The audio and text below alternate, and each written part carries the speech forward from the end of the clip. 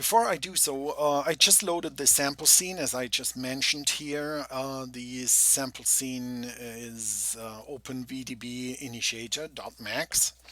And in that sample scene, there's nothing really complicated happening. So first, let's have a look. So when you load the scene, you're presented with the volume and a visualization of the volume. And let me just bring up our thinking particles here. Let me just move that in. So here we have our thinking particle setup. Let's start with the create menu. And in the create menu, we do something interesting here. We have this point helper here, point 3. And this is just supplying us with a position for a particle, and we create one particle. We use this pistol shot, so I'm creating one particle and I'm storing the particle in the field's particle group. So this is an important step. Our implementation in OpenVDB is special. I didn't find any other application working in the way we work with OpenVDB. Might be at first a little bit confusing, especially when you come from other applications, but we think it's the most flexible and most advanced implementation of OpenVDB. So the OpenVDB data is connected or attached to particle. So particles actually store the volume data or the reference to the volume data and everything that's attached to it. So keep that in mind. You always need a particle that is handled as a volumetric particle or volume particle. On this particle, we store all the OpenVDB information. So that's what I'm doing here right now. I'm creating one particle, and that's my container or placeholder or however you want to call it. That's my field particle. The huge flexibility we get out of this method doing or handling OpenVDB in visual effects world is now every particle can have its own OpenVDB. You can have multiple OpenVDBs, multiple fields, multiple volumes. They can be different, or all the particles share the same OpenVDB database, and each particle still holds its own volume information. So it's a very flexible concept. Just wanted to mention that it can get pretty complex when you do it like that, but it's really flexible. So the next thing we do here in the scene is we create some particles. We don't supply a position, so it's at 0, 0, 0, and we create 300 particles per second. So that's our simple setup we can have here. So right now, I created one particle, put it in the fields, and these particles go in the particles group. So that's all my preset I do here. And now let's have a look at OpenVDB and what the idea is and how it works here. Let me just activate this. So the first thing you need to start with is the OpenVDB container. So this OpenVDB container node is a placeholder, memory, storage, however you want to call it. We call it a placeholder. It's a satellite node. So you can place that in any dynamic set you like. So if you have a lot of dynamic sets here, you can place this anywhere you want. But usually I like to have it clean there, everything in their logic spot or place. However, the OpenVDB is the most important thing, and you start from there. The OpenVDB container is not creating anything. It's just an empty shell or placeholder. So it's just managing your volumes. And when I say it's managing your volumes, it means it manages the names and where the stuff is stored and how it's accessed and what type and data. But it's not the volume itself. So don't confuse that. This operator is actually just a container. And within this container, the first thing is you right click here, and there you can create the placeholder or a preparation for your volumes. So you could just add, let me just add here a distance field, for example. So that doesn't mean that I just created now a distance field. No, it just means I created a placeholder. I tell the system or the container, hey, be ready to store real dense data. So I can name these volume containers or datas or names whatever I want. So keep that in mind. The type is, however, very important. The type is the distance field in that case and the internal name of an OpenVDB database. So you can create as many volume fields or grids as you want. And keep in mind, all the grids you have here created are only accessible through this container. So you can rename this container whatever you like, and then you can access this container, and this container knows, okay, I have this kind of data here. So keep in mind, it's the right click. You can create as many fields or volume grids as you want, and different types. And every single particle that is referencing this container here, or every single operator, I should say, will have access to the names and managing this volume data. So what did we do here? Let me just turn off the lower part. I'll just turn off. This is an initiator, so I only would have needed to turn off this, but let's just turn off this.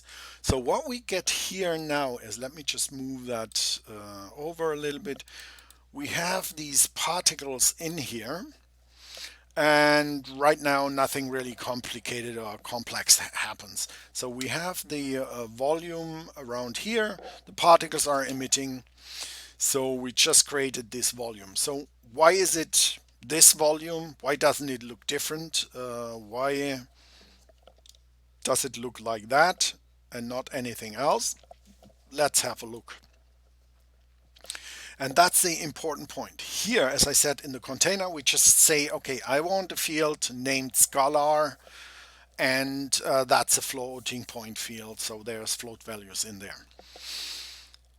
The actual field is created by the initiator, and the initiator is actually creating the field and the data. So you need to do something with the information from the OpenVDB container. So here we are creating it. And right now, the method of creation is our initial cell mode, where we create the grids, the volume grids, is box. And I'm just creating here a simple box. So if I would go to, 80, 80, 80, you see our volume gets smaller. If I go bigger, the volume gets bigger. So I'll turn it back to 100, 100, 100.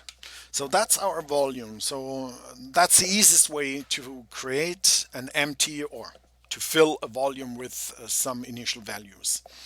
And what are the initial values? As I said, what we are doing here in the initiator is we access our container. So I want to access the grids, the volume grids from this OpenVDB. And keep in mind, that's the name of your container. It doesn't have to be OpenVDB. So you could rename it and say my special volume for fog, something crazy like that. So now we have this crazy container name, and then we will be able to access this. Let me just update this. We would be able to access this container with that name. Let me just return that to my original OpenVDB container. Oops, my keyboard is locked. OpenVDB. So now I renamed that back to OpenVDB. Let me just refresh my drop down list. So keep that in mind. You access this container, and the container holds all the information in there.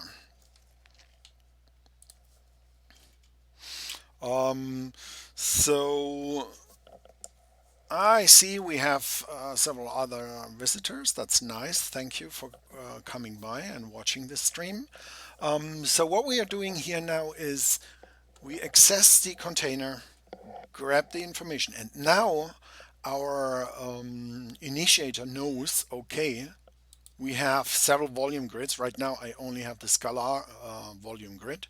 So if I were to create another grid, let me just create this fog, for example. Let's create a fog field here.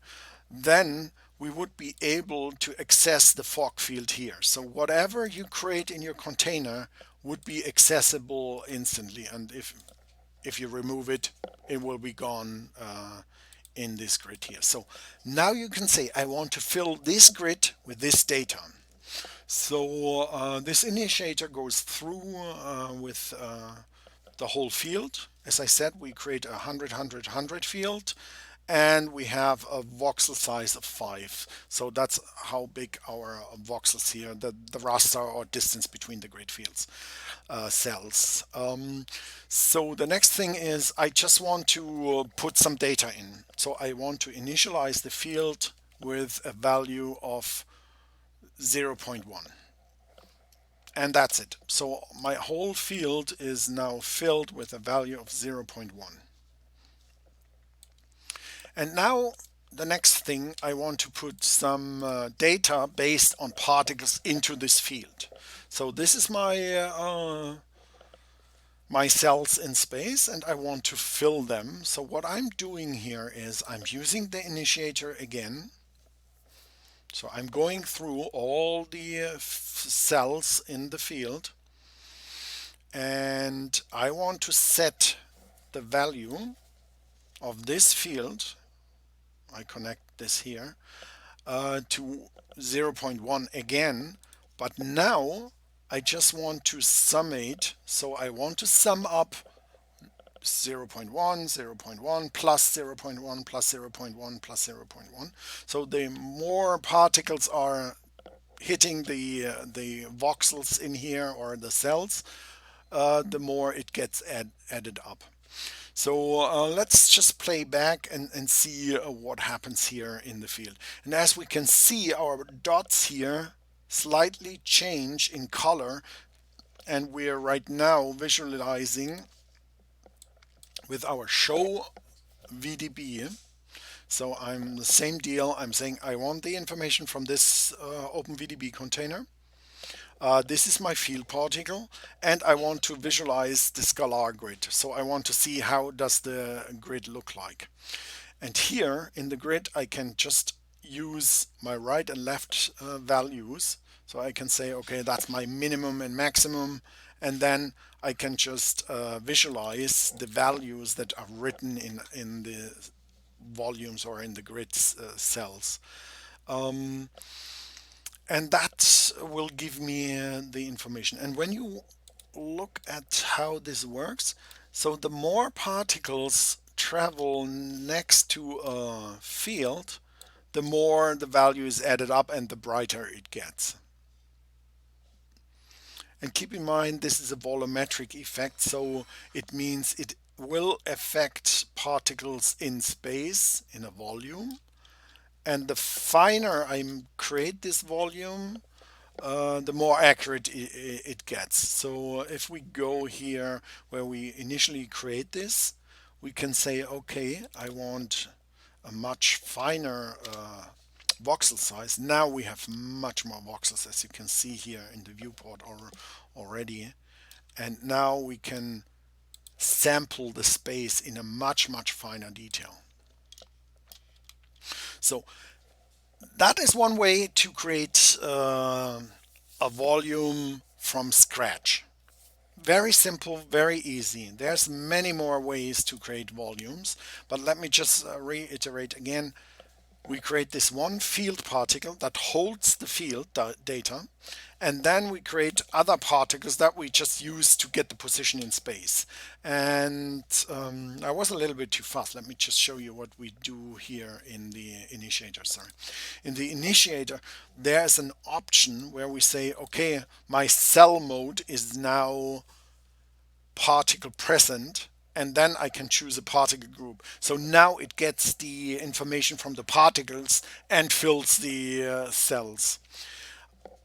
because the cells are also created by the position of the particles, we could, in theory, just turn off our initial volume. So now we start with 0, and wherever a particle is, we will create a volume. So the volume will grow as the particles will grow. So that's a great thing about OpenVDB. It is a sparse volume system, so it only creates voxels and holds data and flags grid cells where there actually is information and data. So instead of creating a regular grid, what we just did here, so you create the box always, and then if you need it or not, that wouldn't be efficient, so a lot of data.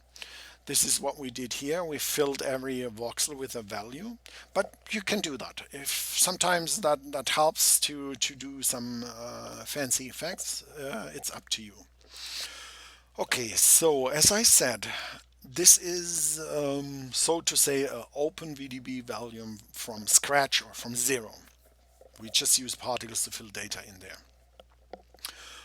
Let me just load now another scene where we create a volume from a mesh. That's also very common and often used.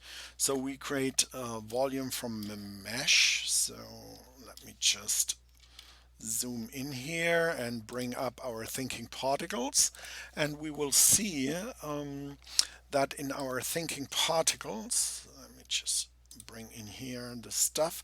When we create that, we use an object to particle. So we picked a geosphere object.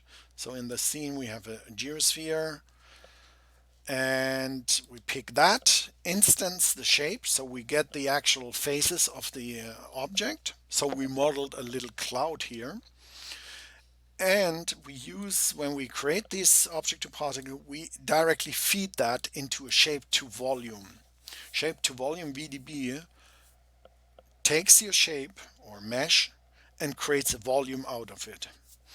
And settings are similar, but instead of having a box or anything, it just uses the mesh, so it creates a so-called narrow band volume field, signed distance field, and it uses narrowband, so it only creates the voxels where the shape is, the surface, and you can adjust the how coarse, how your raster size is, or how big your voxels are.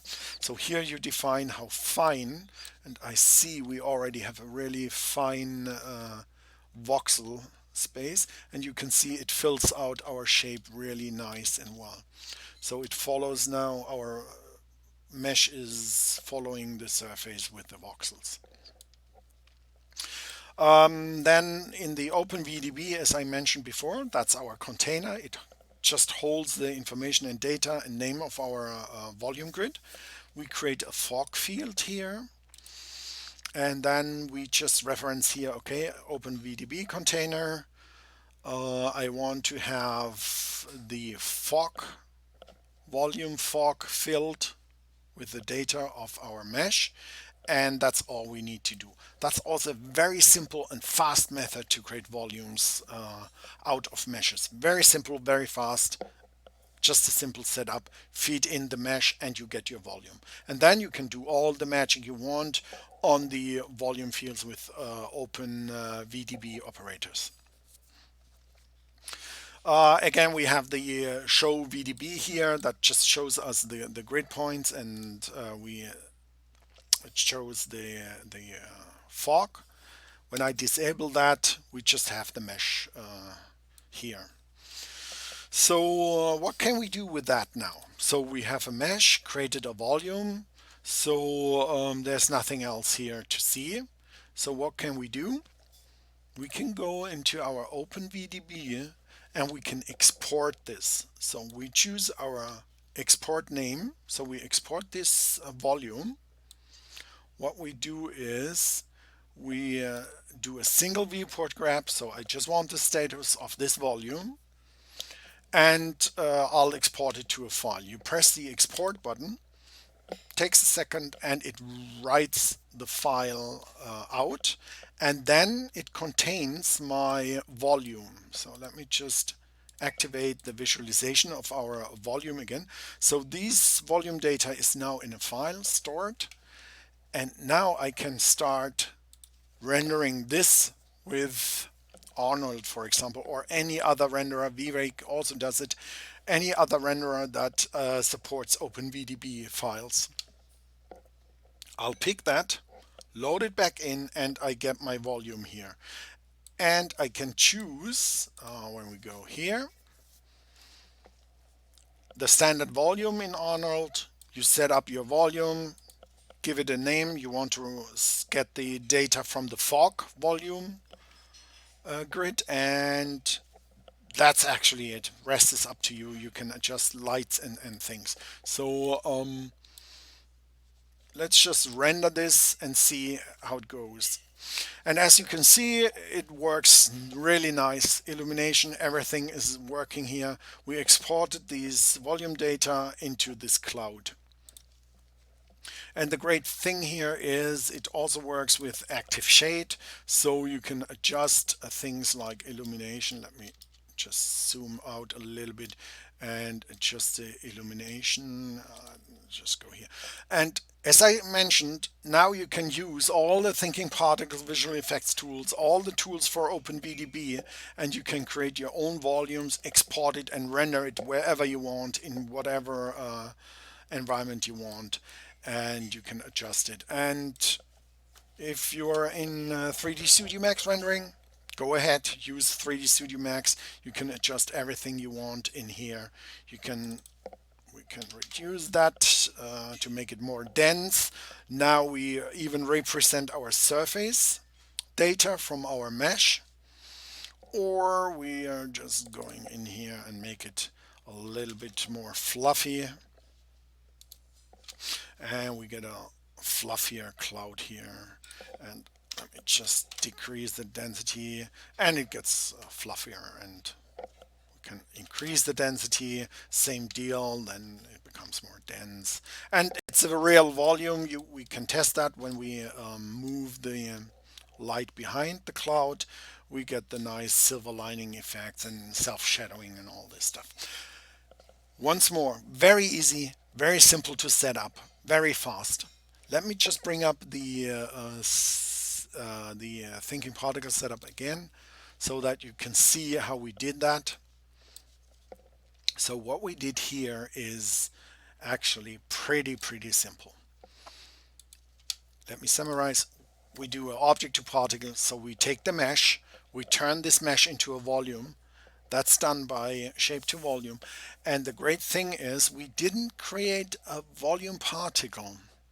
I told you before that you need a volume particle to do all kinds of OpenVDB effects. In the case of shape to volume, when you supply a shape, it creates the volume particle for you. So one particle is created, and you can see that here in the total. So one particle is there, and it is created in the all group. So keep that in mind. That's a special case to make it easier just for the setup, so that you don't have to be, or we don't want to force you to create a particle and then use the shape to volume with that particle and feed it in and so on. You could if you wanted, but right now that's the easiest and fastest setup to get a volume going.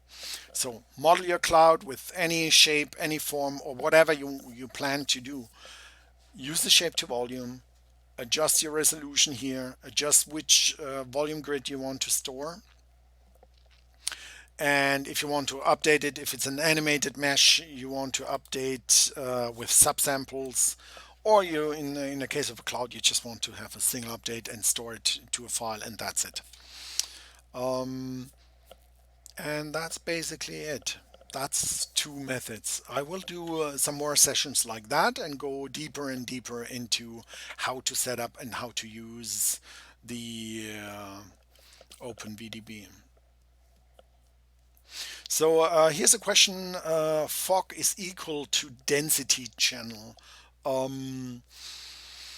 I guess you mean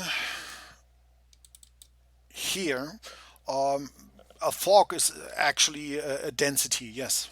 So I would use the fog channel here for the density.